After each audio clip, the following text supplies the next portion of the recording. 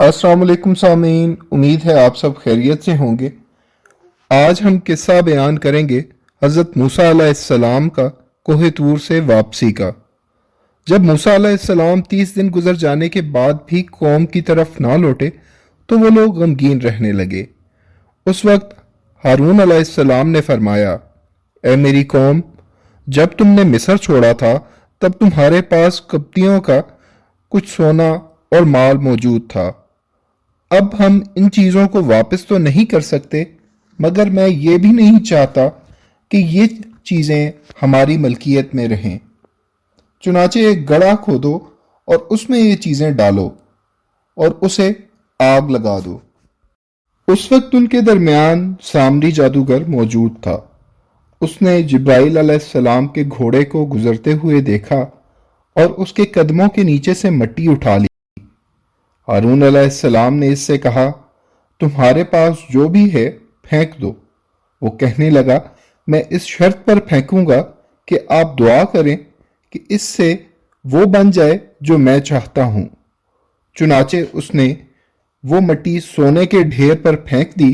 हारून अलैहिस्सलाम ने दुआ की तो कुदरत इलाही से एक बछड़ा बन गया जो अंदर से खोखला था। उसमें रूह नहीं थी, लेकिन जब हवा उसके पीछे से दाखिल होकर आगे से निकली तो एक आवाज पैदा हो जाती थी।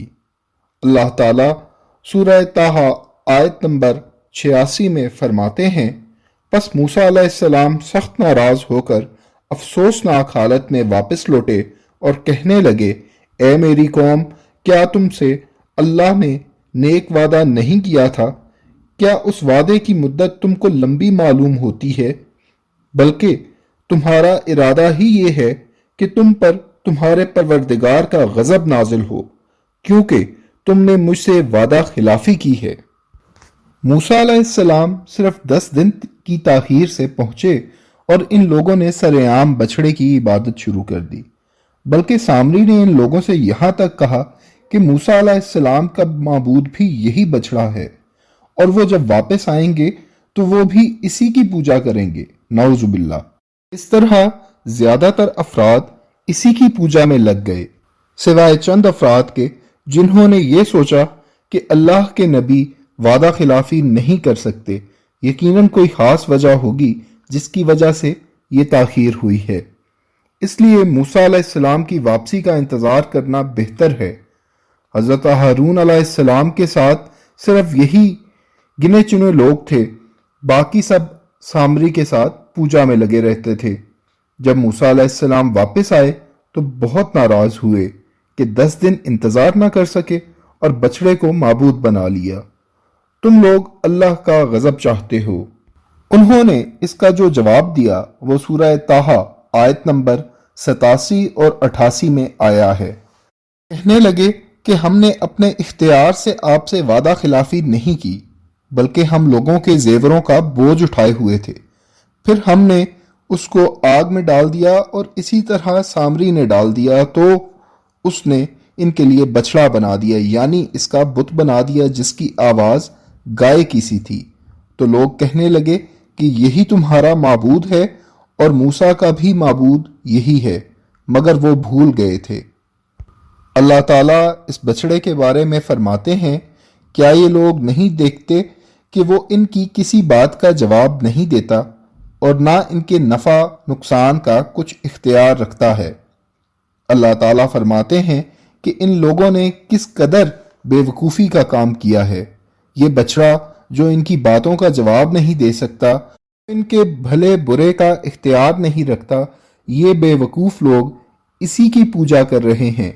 हारून अलैहिस्सलाम इनको रोकते रहे लेकिन वो पूजा करते रहे।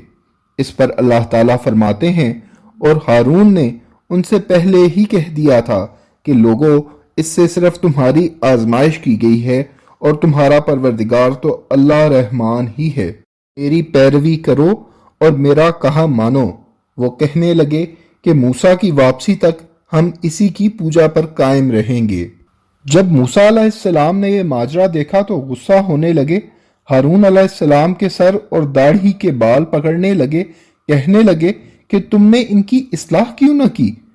कहने लगे कि हारून, जब तुमने इनको गुमराह होते देखा था तो तुमको किस चीज ने रोका कि मेरे पीछे चले आओ?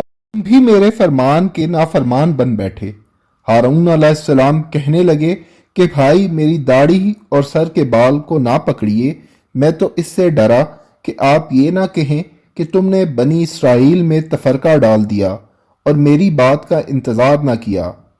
अलैहिस्सलाम ने कहा कि मैं इनमें ठहरा रहा और इनको रोकता रहा। अगर मैं आपके पास आता तो बनी इसराइल दो फिरकों में बढ़ जाती, एक वो जो गाय की पूजा कर रहा होता और दूसरा वो जो मेरे साथ आपके पीछे आता। फरकाबाजी से बचने के लिए मैं आपके पास ना आया। इसी तरह अल्लाह ताला ने सूरह आराफ आयत नंबर 150 में ये वाक़या यूं बयान फरमाया है, मूसा अलैहिस्सलाम ने तौरात की तख्तियां फेंक दी और अपने भाई के सर के बालों को पकड़कर अपनी तरफ खींचने लगे। उन्होंने कहा कि भाईजान, लोग तो मुझे कमज़ोर समझते थे और करीब था कि कत्ल कर दें, तो ऐसा काम ना कीजिए कि दुश्मन मुझ पर हंसें और जालिम लोगों में मत मिलाइए।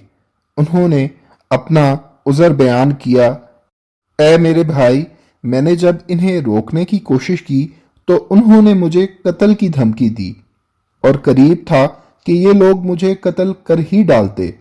तो अब आप ऐसा अंदाज ना अपनाएं कि लोग मुझ पर हंसें।